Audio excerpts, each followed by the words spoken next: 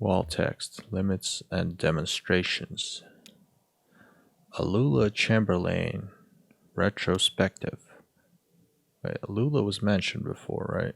Marking the first major public showcase of her work in over 20 years, this retrospective exhibition of work by pioneering installation artist Lula Chamberlain comprises a diagonal slice through time, place, and form. The pieces on display here were individually debuted over a period of 35 years, designed in Chamberlain's various homes and studios between her beloved Mexico City and her native Elizabethtown. They represent a range of scale and impact from the intimate warmth of vertex texture fetch to the infamous visage, the later of which requires a vertical clearance of over 30 feet. Yet, these works share a confounding legacy. In each of their debut exhibitions, they were nearly impossible to install. Galleries and museums balked at the scale, power requirements, and highly skilled labor involved in maintaining these works for display. Some of their debuts collapsed under the weight of logistics, only to be successfully executed much later. And so, just as they described the outer limits of Chamberlain's range as an installation artist, the geographical edges and vertices of her itinerant home life, and the beginning and end of her distinguished career, the works on display here also trace the extremes of our capabilities and the frontiers of our patience as both viewers and exhibitors. Are we capable of viewing these works as they were meant to be viewed? Do we even want to be? Who am I playing as? What is this character?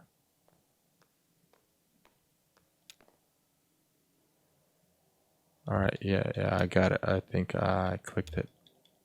Okay, this is not, I don't want to.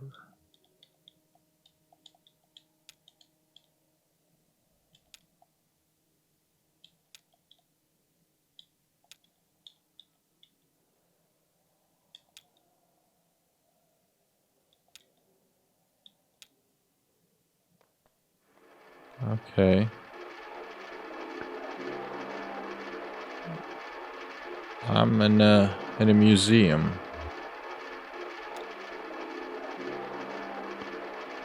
Spinning coin suspended, correcting for angular motion. 1976, found materials.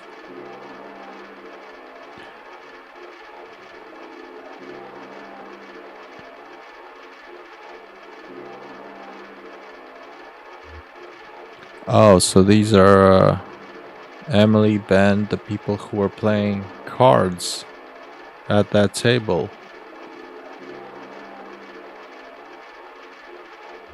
What a lonely image. The image on the screen or the whole thing?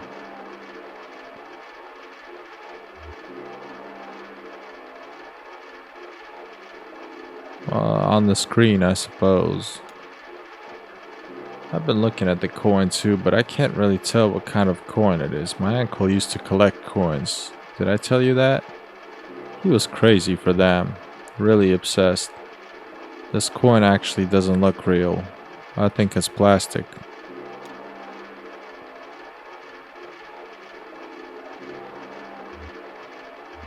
Yep, pretty dark. And it has an annoying sound. What do we have here? Title card. Verdicts, texture fetch. Tree, television, and suspended cathode ray tube. 1968. Found materials. The picture on the TV. What is that? Is that a lighthouse? Nah, it's a weather vane. Or a windmill or something. Is it a lighthouse?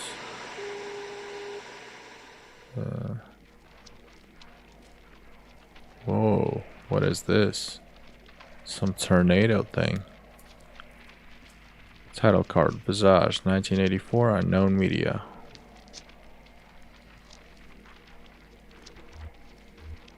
What is that made of? It's a mystery. Looks like ribbon, bandages. Oh, have you seen The Invisible Man? It's slice a visage to build a visage, a puzzle to its owner. What? It's a poem I read. I think it was written by a computer. Sounds like it. So we got Emily, Bob, and Ben over here. Oh, what's this?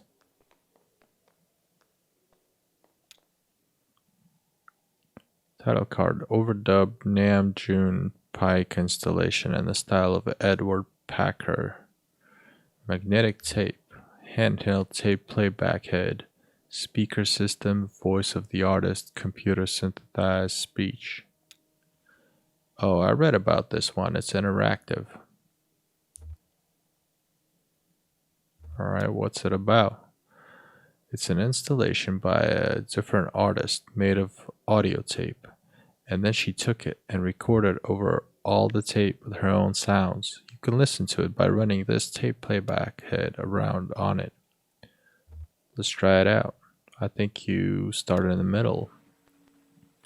As Bob drags the playback head along the tape, a woman's voice issues unsteadily from the speakers. We start in the middle. Donald and Joseph are in the hallway. I'm in an office. The walls are lined with filing cabinets. A few drawers hang open. The door is ajar. A massive computer looms in the corner.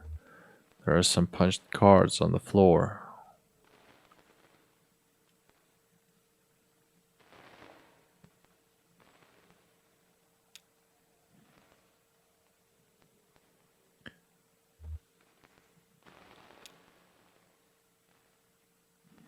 To examine cards, rotate 30 degrees and advance 7 inches. It's like one of those choose your own adventure books, but on tape. To leave room, rotate 7 degrees. To activate computer. Alright, let's examine the cards.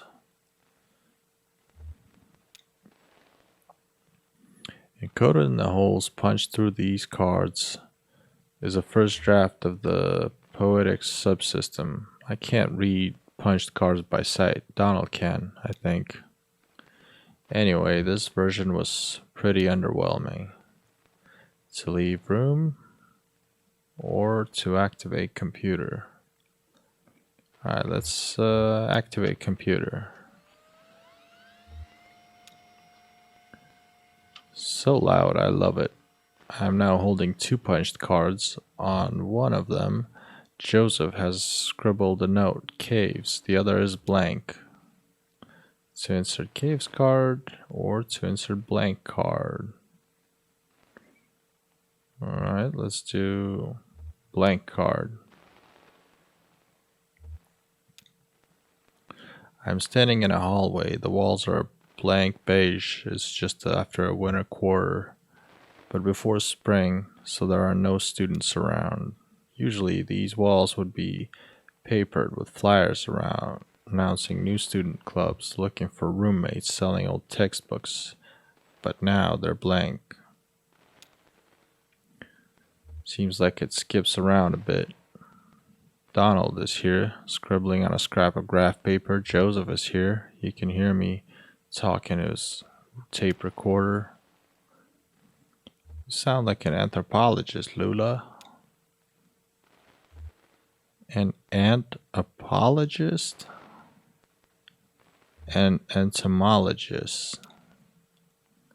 To lean on Joseph's shoulder, rotate, or to take Donald's hand. I'm losing track of this story. Alright, let's lean on Joseph's shoulder. This is the beginning of the tape. I'm at home alone. Joseph just left. We had an argument, but It'll work out. Wow, this is kind of personal. What time period do you think this clip is from? The title card says 1965, 73, 80. So if this is the beginning, I guess that's 1965. And the first one we heard was 1973 then? The middle?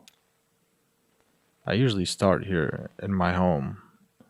Whenever I'm sketching out a new piece, I start by just looking around. My closet door is open and I can see a few sweaters and a dress I like. To go downstairs, or to think about dresses.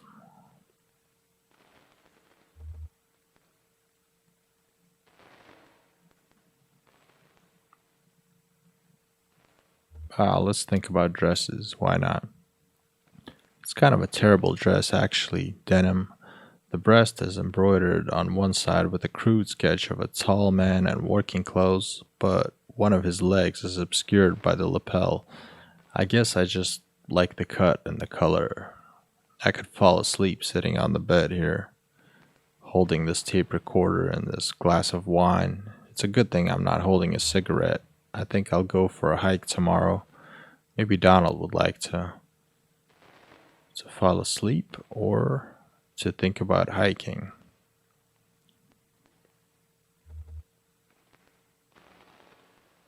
This is a weird, like, think about dresses, fall asleep, or think about hiking, or fall asleep. I fell asleep for a moment. I had a dream about a cave. I'm with Joseph and Donald. We're walking somewhere looking for a cave. We're on a dirt trail in the park. Or, well, it's not really a trail. It's a trail. It's more like a tendency. There tend to be fewer plants here on the path we've been walking. Now we're walking at the edge of a massive hole. The dirt gives way to mossy rock as the ground sinks into the darkness.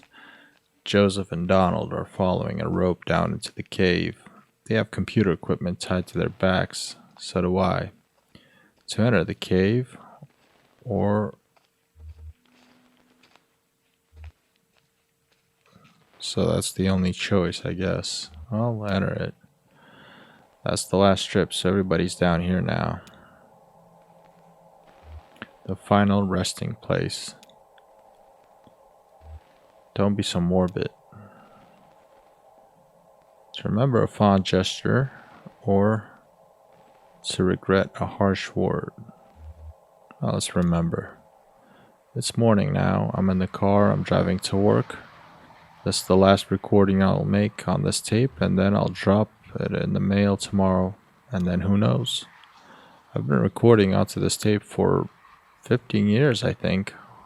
A lot of other things happened, so here's a story. When I met Donald and Joseph, they were both students, and I was in a band performing on campus. They came to my show, and then we met at some bar and had a few drinks together. Joseph wanted to impress me, so he stole a metal cocktail tumbler and gave it to me. We got kicked out, wandered drunkenly until morning, and finally ended up at a diner. And now I use the tumbler to store extra pens in my desk. So I'm almost out of tape. I guess I'll just let it run out while I drive. Alright. No instructions? No, that's the end of this tape strip. I don't think we ever reached this long one at the top here. Is it cheating to skip over there? I won't tell a soul.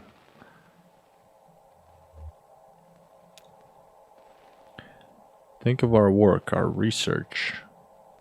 You'll die in these damn cold caves. And what about those men? You know they'll come back. We'll go deeper, that's all. They'll never find us. Did you hear their voices? They'll find you, but not me. I'm going back to the surface. Stop. Your stupid fighting is ringing through the whole damn cave. Joseph is right. We can't stay here. I'm leaving too. But I'm not going back to the surface. I'm taking my station wagon. I'm heading down to 0. Ooh. You'll be lost forever. But we need your voice for the machine, Lula. It only recognizes your voice. I'll send you this tape when I'm done recording. I'll put it in the mail, and then you can see what your damn machine does with it. Oh.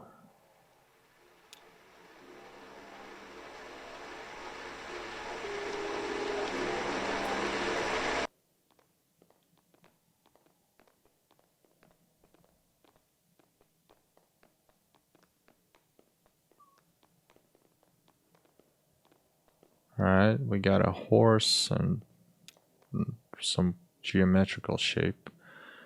Basement puzzle number 2. Where's the first one?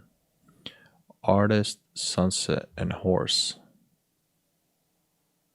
What do you think she meant by puzzle?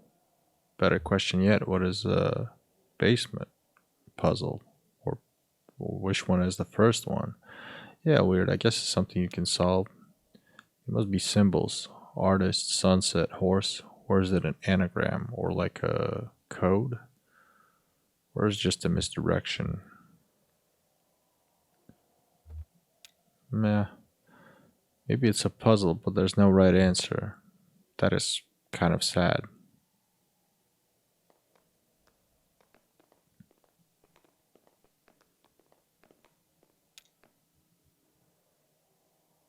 No. Okay, Okay. How do I skip this? I've seen this one.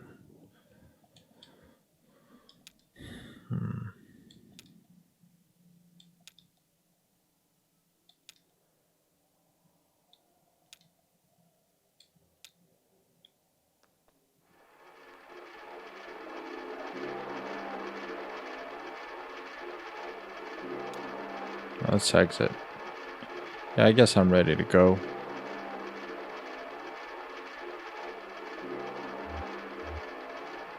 No, I didn't like this show.